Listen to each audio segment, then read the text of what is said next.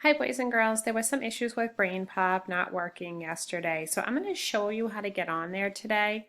You are going to get on through the Science folder, and you can click the link here to get into your new subscription. Now when you get in, you're going to click Login. When you're in the login, you're going to click G Suite for Education. This is going to get you in through your Gmail account. I'm going to go in as one of you. I'm going to go in as Daniel Filho. I'm clicking on his name.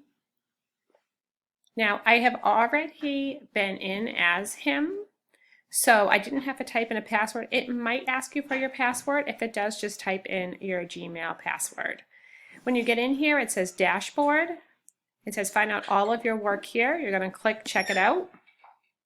And this will have the current assignment for you to work on. And when you click on this, it will tell you you're going to watch the movie, take the quiz, and then you're going to do draw about it or write about it. It's one or the other you're going to choose here.